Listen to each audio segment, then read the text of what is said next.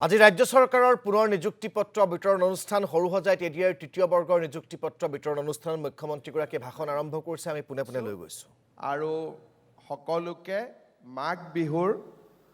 বহুত অতুল বৰা ডাঙৰীয়া মন্ত্ৰী বিমল বৰা ডাঙৰীয়া গুৱাহাটী পৌৰ নিগমৰ মেয়ৰ মিগেন শৰণীয়া ডাঙৰীয়া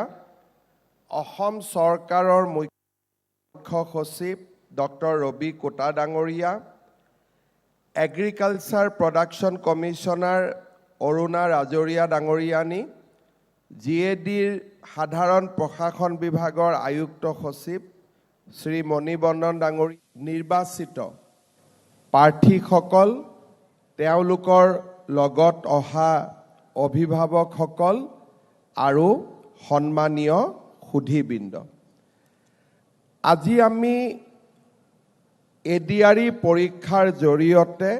আৰম্ভ কৰা এটা প্ৰক্ৰিয়াৰ সামৰণি অনুষ্ঠানত উপস্থিত আছোঁ স্বাভাৱিকতে আজিৰ পৰা আমাৰ বহুতৰে নতুন জীৱনো আৰম্ভ হ'ব যোৱাকালি আমি এডিআৰইৰ চতুৰ্থ বৰ্গৰ পদত যিসকল নিৰ্বাচিত হৈছিল তেওঁলোকৰ আমি নিযুক্তি পত্ৰ বিতৰণ কৰিছিলোঁ আৰু আজি আমি এডিআৰইৰ জৰিয়তে তৃতীয় বৰ্গৰ পদত নিযুক্তি লাভ কৰা 6182 গৰাকী যুৱক যুৱতীক আমি নিযুক্তি পত্ৰ প্ৰদান কৰিম যোৱা 5টা বছৰত আমাৰ চৰকাৰে নিযুক্তি প্ৰদান কৰা যুৱক যুৱতীৰ সংখ্যা যোৱা কালিলৈ 1,50,033 গৰাকী আছিল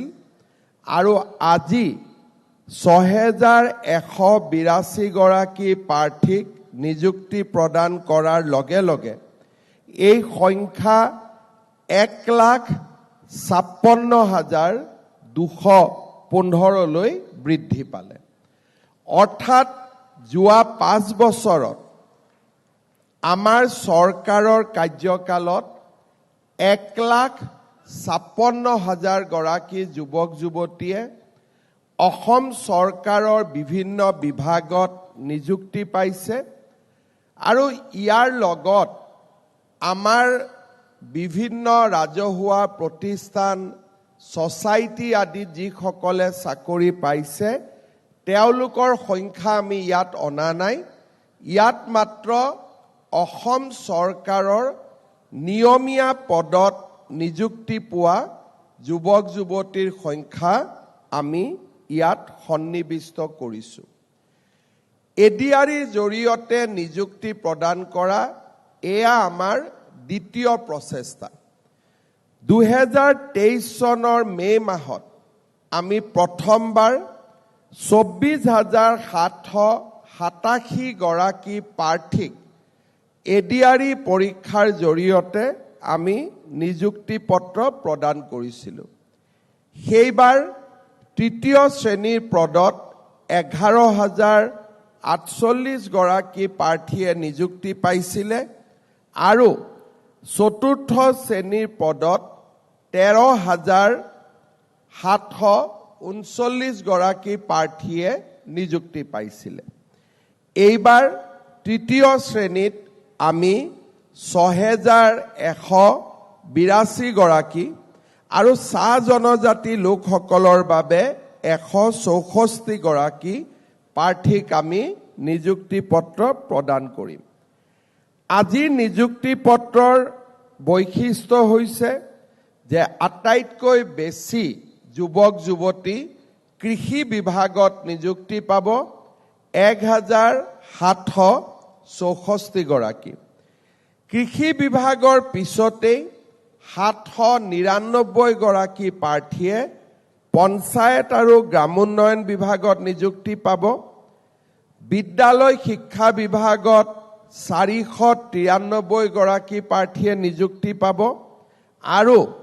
জিলা আয়ুক্তসকলৰ কাৰ্যালয়ত 456 গৰাকী প্ৰাৰ্থীয়ে নিযুক্তি পাব।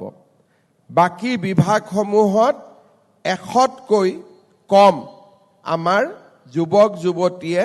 নিযুক্তি পাব। আজিৰ নিযুক্তি প্ৰক্ৰিয়া সম্পূৰ্ণ হোৱাৰ লগে লগে আমাৰ এডিআৰিৰ দ্বিতীয় সংস্কৰণৰ নিযুক্তি শেষ হ'ব আৰু নিশ্চিতভাৱে পৰৱৰ্তী সময়ত এডিআৰিৰ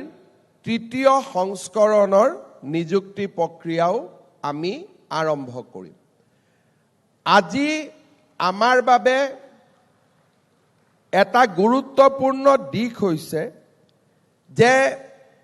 বহুত সময়ত আমি এই এডিআৰি পৰীক্ষাই লৈ অহা পৰিৱৰ্তন আৰু এডিআৰি পৰীক্ষাৰ জৰিয়তে সফল নিযুক্তি এই দুইটা দিশৰ ওপৰত আমি আমাৰ জনসেৱাৰ দৃষ্টিভংগীৰে বা আমাৰ অসম চৰকাৰৰ যি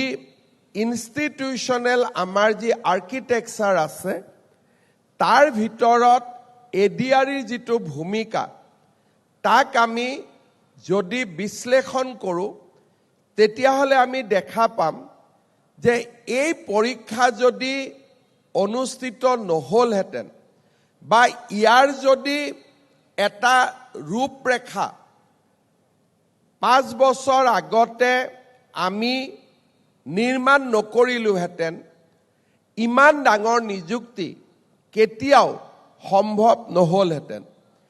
এই কাৰণে নহয় যে পোষ্টৰ অভাৱ আছে বা ইচ্ছাৰ অভাৱ আছে। বহুতো চৰকাৰ আহে, নিযুক্তি দিব সকলোৰে ইচ্ছা থাকে আৰু সমান্তৰালভাৱে নিযুক্তি ল'বলৈও যুৱক যুৱতীৰ নিশ্চিতভাৱে অভাৱ নহয়। কিন্তু তাৰ পিছতো স্বাধীনতাৰ 77-78 বছৰ পিছতো আমাৰ ৰাজ্যত কেতিয়াও 5টা বছৰত 1.5 লাখ 2 লাখ যুৱক যুৱতীৰ নিযুক্তি